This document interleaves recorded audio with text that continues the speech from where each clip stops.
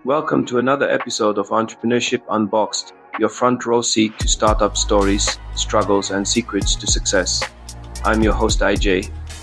Our guest today is Kalyanjit Hatibaruah, MD and CEO of Flugelsoft Group, a speaker, podcaster, and advisor on emerging technologies like blockchain, Web3, metaverse, AI, and fintech. Kalyanjit provides workshops and educational sessions to help corporates and organizations understand and integrate Web3 into their business processes. He is also an angel investor with the Mumbai Angels Network and is well connected with the global VC community. Welcome to the show, Kalyanjit.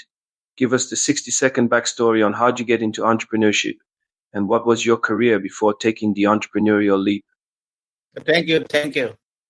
So it's been a long way. I did my education. After that, I started on my own. I started in Bangalore way back in 1999. So Bangalore, it was all about software, like a Silicon Valley of India, where you get the inspiration to learn software and do something. So I started way long back. So I did my engineering and an MBA, where most of the top guys in India, they do have an engineering background, and then they do a master's either in technology or business management.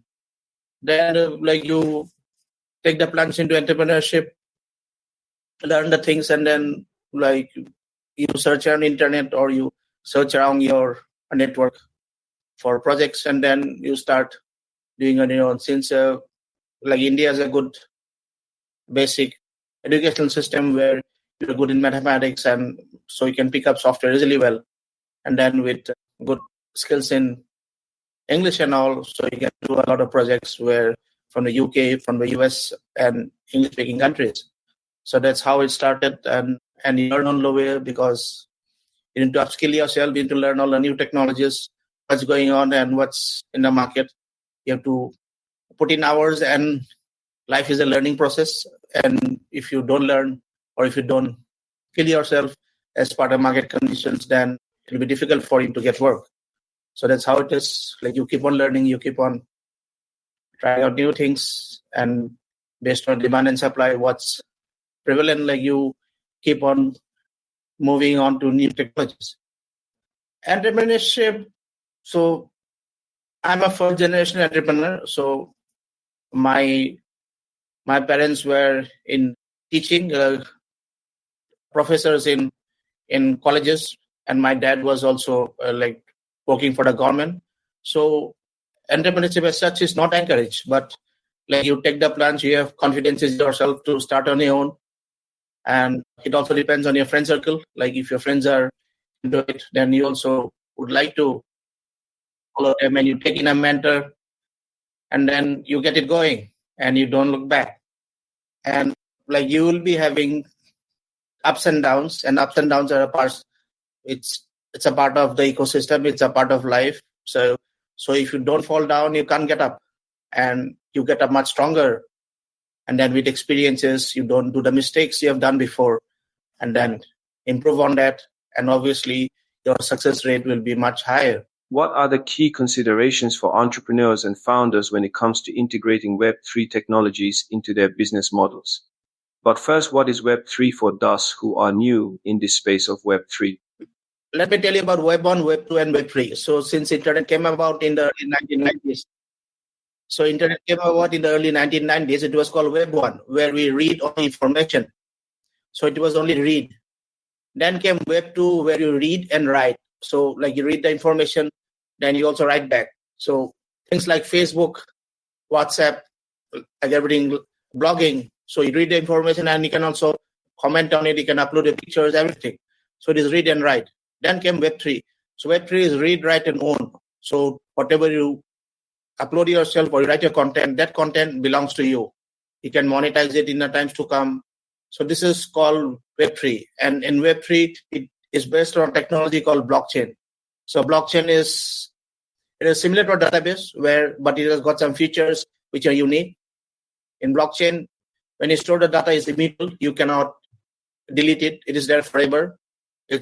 The data is the transactions, like whatever you store in it, are transparent. But there are three types of blockchain. Let me tell you. So one is public, where anybody can use the blockchain network. You just need to. Then there are private blockchains where it is within the organization or within some specific use. It is not for the public. And then there is permission blockchain. So permission means, let's say, a group of institutions, organizations, they form together, and then they use a specific blockchain which needs permission to join. So let's give an example of a blockchain like which might be used in the banking industry. So a lot of banks will work together and then use a blockchain which needs permission to join. So it'll be having some transactions within the organizations, like among different organizations where it's all transparent, and then it leads so there's security is there, and it obviously transparency is there. So because of this basic features of blockchain, we'll be having a lot of applications where data is stored to use this technology. So it can be in real estate, it can be in government services, it can be navigation, it can be in gaming world, and anywhere where like you're storing data. So if you need that data where a lot of parties are involved and they don't trust each other, then you'll be using this technology so that a trust is formed among the participants. Can you share some success stories or case studies of startups that have successfully leveraged Web3 to drive innovation and growth? What were the critical factors that enabled their success? So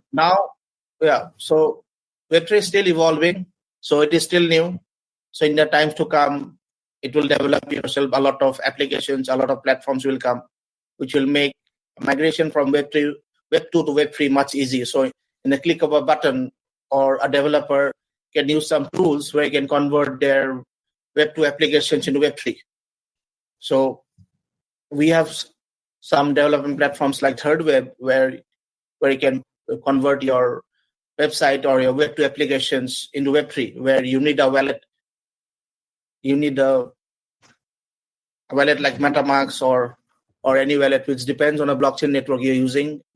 These wallets are where you store these wallets are used to log in into a Web3 application. Now, in the times to come, like it might be too technical for a user to understand about wallet. So these days we have like applications where you can log in into a Web3 application with your email or with a social login or with a phone number.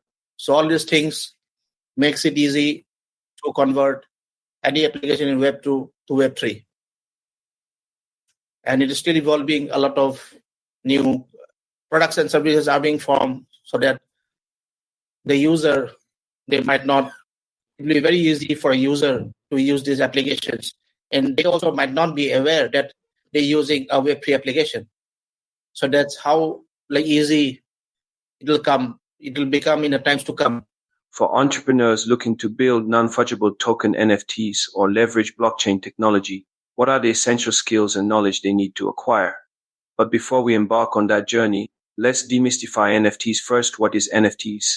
Let me tell you about NFT. So the simple definition of NFT, which is non-fungible token, is any digital file. So it can be a photograph, it can be a certificate. If you store in the blockchain, it is called an NFT. It is unique. It remains there forever.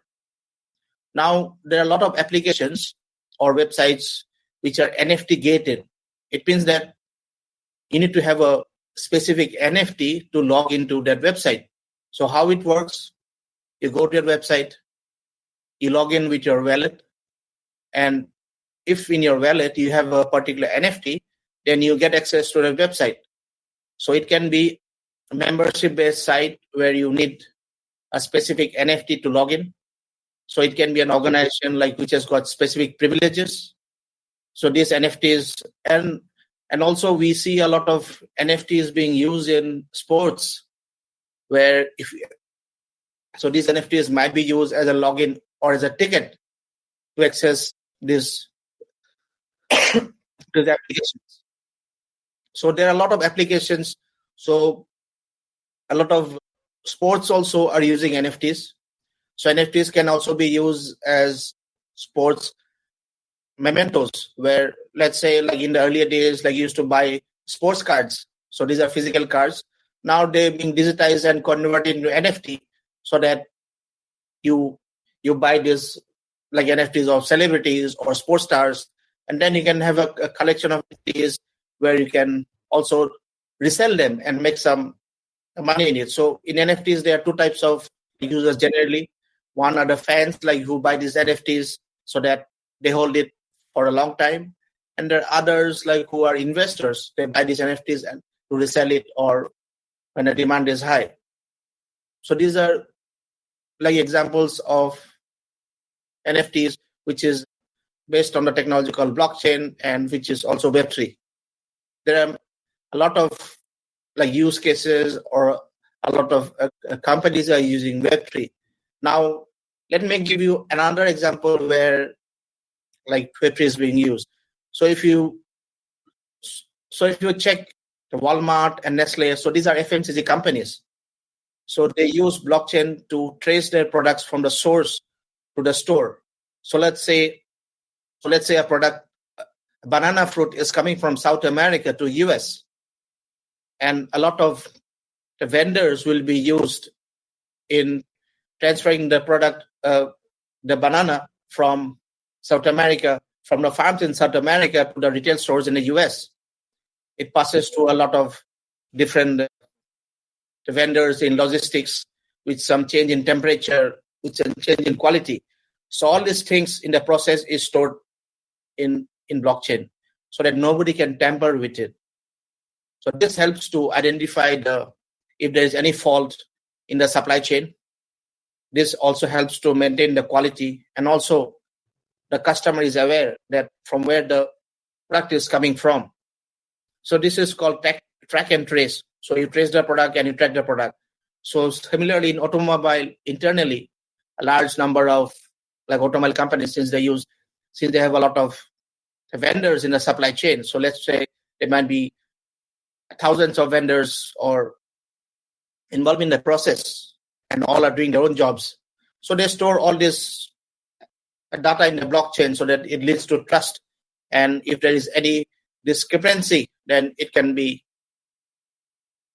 checked and then it can be solved and then make the system much better. So because of all these use cases in Web3, a lot of applications are using it. Now, let me give you another example, like in case of healthcare. So all personal data. So your data will be stored in the blockchain. Your insurance report will be stored in the blockchain. Your medical reports will be stored in the blockchain. Now, let's say like you're visiting a doctor, and you can give access to your medical records to the doctor. And since these are records which cannot be tampered with, then obviously like insurance companies can also like use this data for any insurance claim. And a doctor can also get the reports of you, like what all issues you're having. And then it also depends on you whether you want to share. So this data, since it is linked to you, it is your data, you own it. And you can share it with different parties based on the requirement. Now, let me give you like another example of like Web3. In India, they give subsidies to farmers. They are giving these days in central bank digital currency, so which is based on blockchain. Now, let's say when they give 1,000 rupees to them, then they can track where the 1,000 rupees is used because they can track the digital currency because it is stored in blockchain. So they can find out the whole path where the money is being used. It is going from which person to another. So there is no pilferage in it.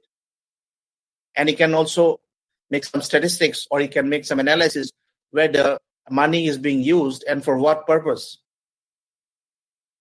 This gives the whole track and trace, and no pilferage is stopped. Because earlier what happens is that there might be some dummy farmers where some people are taking the money and then they are like using it for something else. Now, which is like you can trace out that this money is actually using for the purpose what it was for. So because of all these amazing things, a lot of applications, both private and government, like will be used to improve efficiency, to be transparent about the process and all these benefits. As an angel investor, What are some of the key factors you look for when evaluating Web3 startups? What trends or innovations are you most excited about in the Web3 startup ecosystem? Now, like as I have told you, this technology is evolving. So there are many products and companies there are many platforms which are no code. You don't need to know any code. Just click, and then you can make an application which solves your purpose. So it all depends on what you're trying to build, what problem it is solving, and if you're designing something which is the need of the hour, where a lot of people are interested in buying the product or services, then obviously your success rate will be much high if you want to start something in these new technologies. So in any business, technology is a part of it.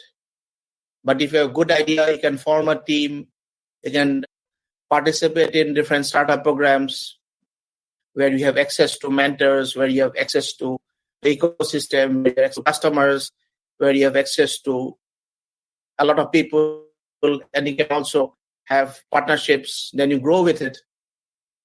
And your success rate is much higher if you get your startup incubated in different startup programs. And each country is having its own startup program because they want the best talent, the best global talent to use those programs and then be a part of the ecosystem. So we have great ecosystems in India as well, in Europe, in US, in Southeast Asia, everywhere, in Africa, and a lot of countries are having their own startup programs where they're promoting entrepreneurship, where they're promoting new technologies. And since blockchain is new, it is also being added into the startup programs. Here, since I do mentor a lot of projects on Web3 and do understand the market well. So obviously, when you look for a Web3 startup, you check out the competition, how successful it will be. What are the founders? How capable are the founders in taking it forward? And whether the idea or product is validated in some good incubators, and what is a roadmap, how they are people around the ecosystem. It has got good advisors. It has got a product which will pick up or which will scale up, and it has the ability to scale up, or it has the ability to penetrate the market much easier, and it's much better than the competition. Then obviously you'll try to get involved in it. Can you share your insights on the current state of Web3 funding and investment landscape? What advice would you give to entrepreneurs seeking funding for their Web3 ventures? For a project where they are doing some project in Web3, so once you get incubated, then you are also aware of the competition around, because a lot of mentors are from the industry. A lot of people are there who have done it before. They have got experience. They know the market space.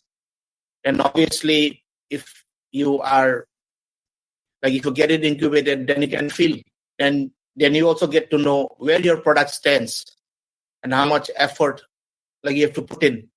Because many a times,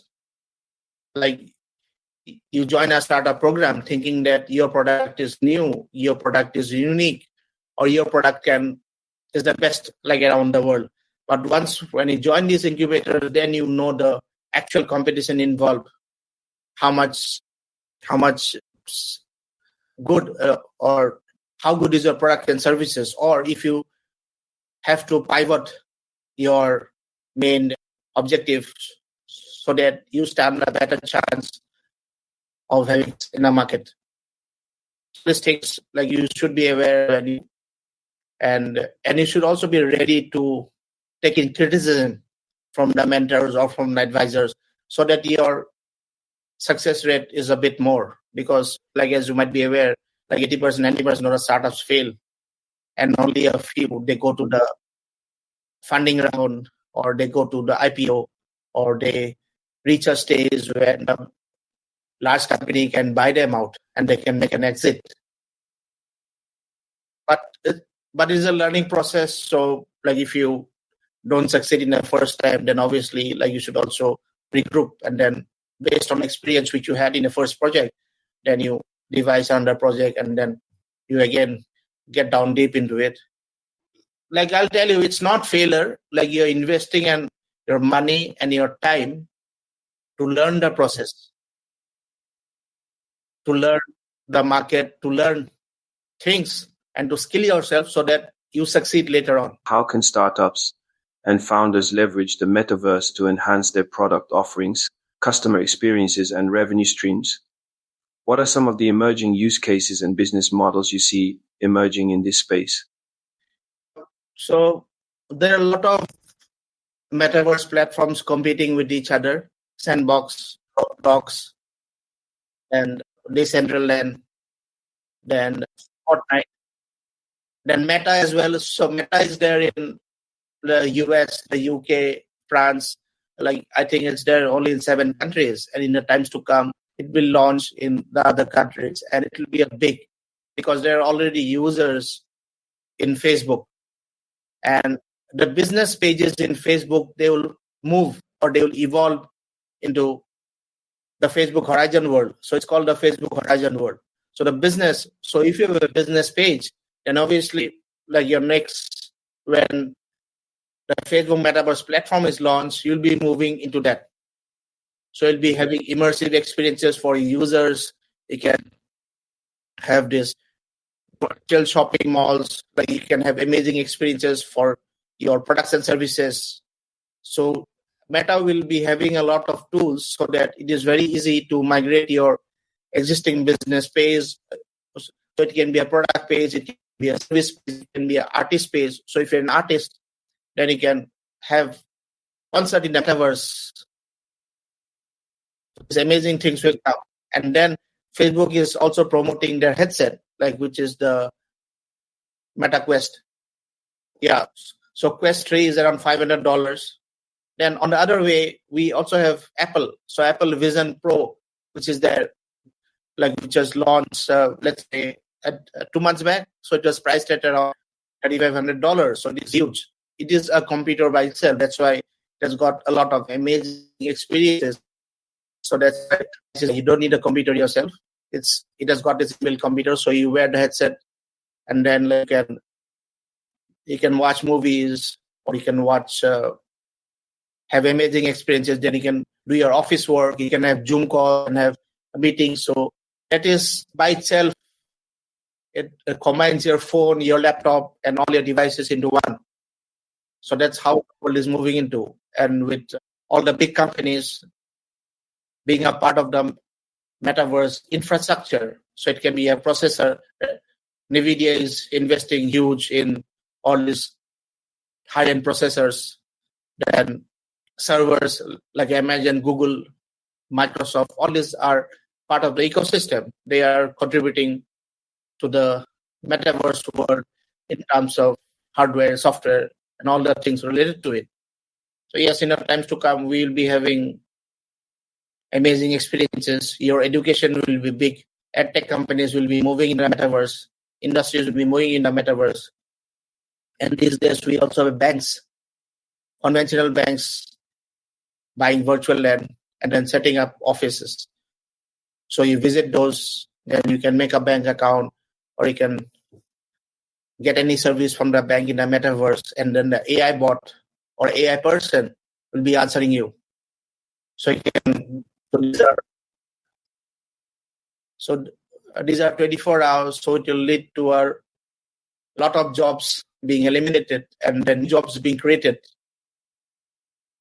So it's all a matter of how you upskill yourself, how you are aware of the things around. You can also move on along with the ecosystem and not be left out. It all depends. It all depends on the products and services. So let me give you some examples. A lot of brands which are catering to youths, they are targeting the Roblox metaverse platform. So Roblox is a platform where you play games, you socialize, you interact with your friends. It is so popular that around 75% of the kids below 15 are using a Roblox. in US. And also in India, it's picking up because when I go and talk about technology to kids of class 9, 10, 11, 12, and I ask them, are you familiar with Roblox? Then around 90% of them, they raise their hand. So that's how popular it is, Roblox among the kids. Now, let's say like you're launching some brand or services related to it. So you make a Roblox game or you make some NFTs which are used in the ecosystem in Roblox. So that way you market your products and services targeting the youth. So each product or services, they can use the metaverse in different ways. And since the customer base or the users are picking up, a lot of users are using the metaverse in the times to come. So obviously it's a big market to enter. And if you enter it early, if you do the investment early, then you have an edge among others. It's similar to when Facebook came about and then only a few companies were having their business page, the customer support in Facebook. Now, like almost everybody has a business page in Facebook, and then they provide a service in Facebook or Twitter or in all the social networks. So if you get in early, you have an edge among the others, and you can provide much better service to your customers. As someone with experience in running incubator programs, what are the key benefits that early stage startups can expect from participating in such initiatives? How can founders effectively leverage the resources, mentorship, and networking opportunities provided by incubators? Okay, now talking about incubators, so incubators have got different programs. So some programs might be the design phase or in the idea phase. So like you have an idea, right? Then the incubators will help you to convert that idea into a MVP. MVP means minimum viable product. So you just have the idea, then based on an idea, like you participate in a startup program, then they will help you to convert that idea into a small prototype. Then in some incubators programs, they have where they take in only startups which have the MVP ready, so that they can convert the MVP into production. Then there's some startup programs which helps, like if you have production, like if you're already in the market, they help you to get market access, or they help you to with partnership with others, and then make your product much better so that like you can scale up easily. So based on which phase you are in the product or service you're making, you can join different startups. So you can join different programs which will help you to go into the next stage, which will help you to reach out to the customers. And obviously your product or service also gets validated because you have a team, a lot of experts in it, which will mentor you, which they have sound knowledge of the market, where they have access to people around. So obviously, like if you get mentorship or advice for them, your success rate is much higher instead of you working on an ideal product all alone with minimum knowledge of competition, with minimum knowledge of technology. So that's how all these incubators, they help you. They help you to develop your idea or your product and then take it to the next level. And there are a lot of incubators which also give you grants. So you can take those grants and then make the product much better, and then also hire resources.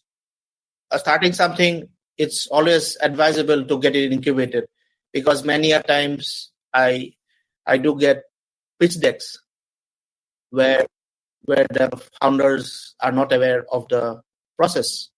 Then they will give an insane value about the product or service, and then they don't know how they had calculated that value, and they're asking an insane amount of money to run the ecosystem. It is not like that.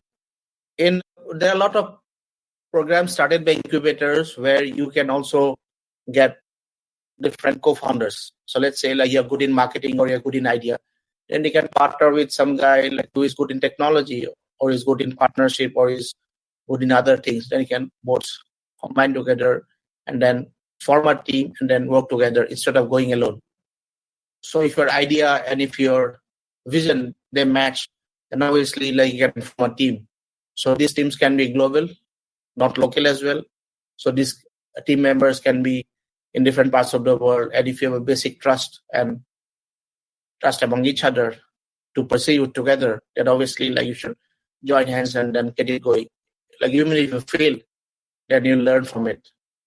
And you have a better chance of success in the next project. You grow together because if you think about Web3 and a developer community and all these people around, so if you form a community, then you have much better chances of doing well, because you might not be having all the qualities in yourself to take the product to the next level. What are the key challenges and limitations that the Web3 AI ecosystem currently faces, and what advancements are needed to unlock the full potential of decentralized AI applications?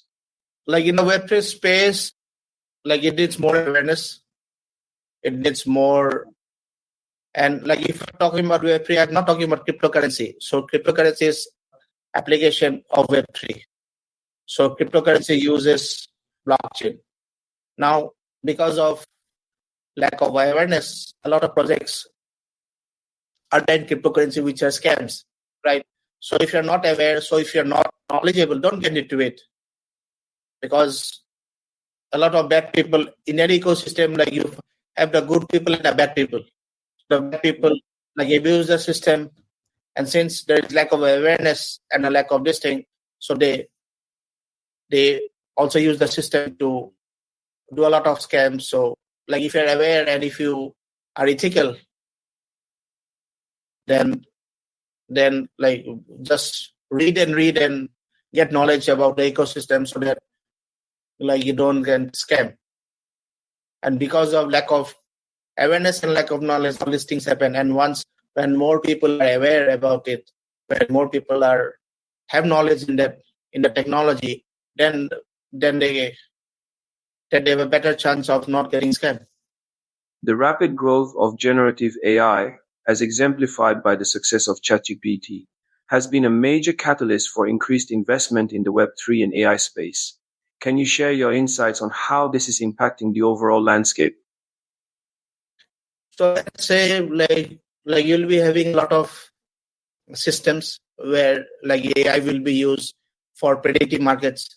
So it can be also used for trading in cryptocurrency, where you use algo trading, and you use all these AI tools to predict the market or to have a better chance of having success in investment. So it's a evolving world, and in the times to come, we'll be having a lot of AI involved in it, where manually it is not possible. So with technology and a lot of hardware, fast processing involved, then you can crunch a lot of data and then take decisions on its own. So you'll be seeing amazing things, amazing tools being developed, which will help you to invest in a market in a much better way, so that your success rate is very high. So that I'm talking about cryptocurrency. Now, talking about in other things, in let's say in healthcare, so AI will be used for drug discovery in the times to come, and with new technology evolving like quantum computing, so which has high processing power than what it is right now. So quantum computing, a lot of large companies like IBM, Microsoft investing a lot in those technologies.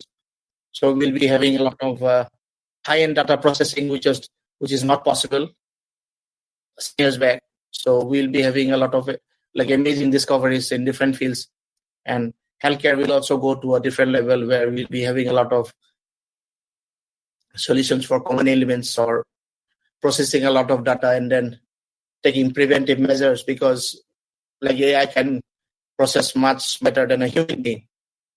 So if you get the data and all the calculation, then it will calculate it and present it in front of you to make a better decision. So AI will be there, used in almost all industries, including Web3.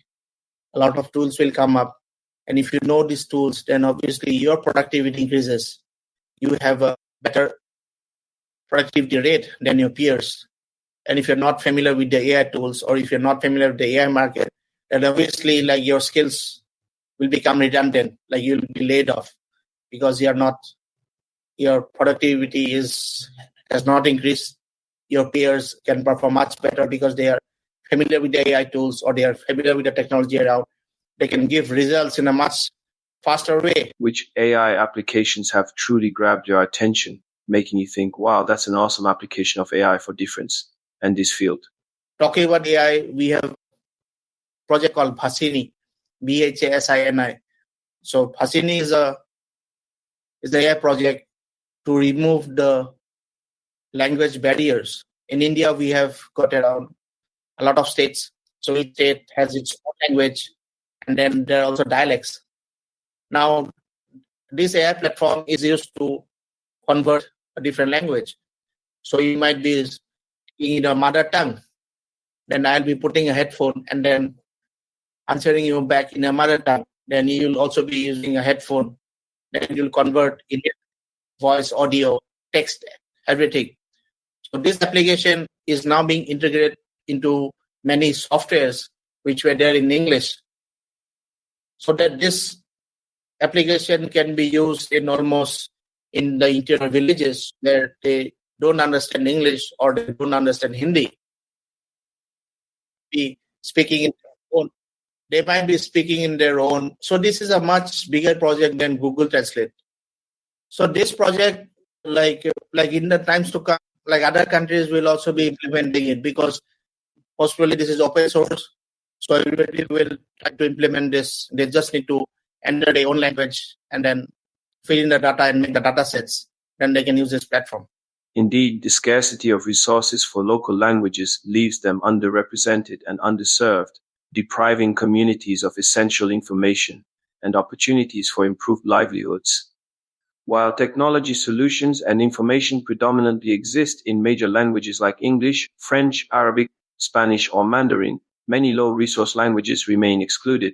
This realization led me to establish Lokaland, a startup dedicated to developing AI-powered natural language processing (NLP) models tailored specifically for these underserved language communities, particularly smallholder farmers. Our flagship product, a customizable NLP API, accurately translates agricultural content, enables voice interfaces, extracts insights, and generates localized recommendations, all in the native languages of smallholder farmers. What truly sets Lokaland apart is our unwavering focus on localized NLP solutions, our integration of domain-specific agricultural knowledge, and our commitment to ethical data practices and responsible deployment. Looking ahead, what are the potential use cases and real-world applications that could emerge as the Web3 and AI ecosystem continues to evolve and mature over the next few years? Yeah, like in the times to come, since technology is evolving, so, and also with metaverse, with this headset will have your computer, will have your phone, like, so you can listen to music, you can study, you can have meetings, office meetings, everything. So now, like we see, like with technology evolving, so Facebook has also tied with Ray-Ban. So they're having smart glasses where they have like a camera. So like it might be as simple as this glass in the times to come.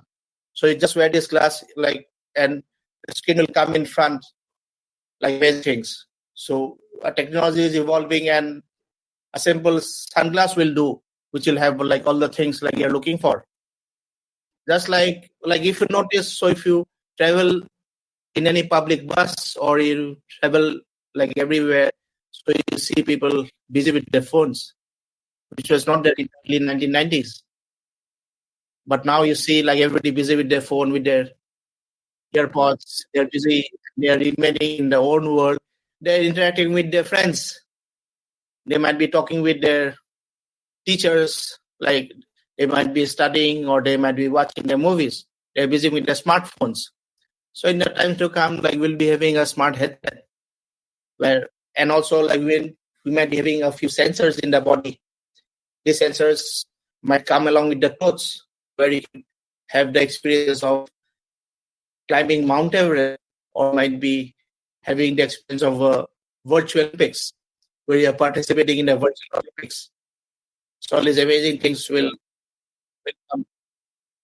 So all the amazing things will come where virtual sports, virtual experiences, and healthcare will also go to a different level because many of the things in operation will be automated.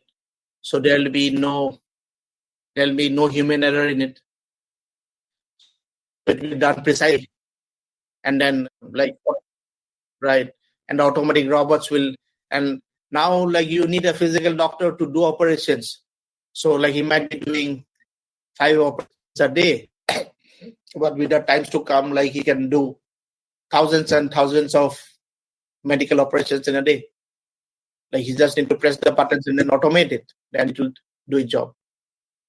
Thank you. I appreciate your insights, Kalyanjit. Could you please share how individuals might contact you or follow your work? Yeah, so I'm there in LinkedIn. I also put in articles in Medium. I read about technology. Then I also have a podcast where it's for education. Then I also I mentor a lot of startups. So if anybody needs advice, and if anybody also needs link up with incubators in Europe or US or in India, then I can also help in that. And I do interact with a lot of students. A lot of students, they do internship with me, if they're interested in programming in Web3 or in Web2. Thank you, Kalyanjit, for sharing your expertise and insights on the rapidly evolving world of Web3, blockchain, metaverse, and more. Listeners, be sure to connect with Kalyanjit on LinkedIn and check out his Web3 Unleashed podcast to stay informed on the latest trends and advancements in these transformative technologies. To all our Entrepreneurship Unboxed audience members, continue pursuing that unrelenting entrepreneurial drive, remain resilient in the face of challenges, and never lose sight of your bigger vision. We'll be back next week with another insightful conversation sure to provide valuable takeaways. Until then, keep shipping your products, stay hungry to learn, and persistently grow your business. This is your host AJ signing off. I wish you all a productive and fulfilling rest of your day. Keep dreaming big and building impactful ventures.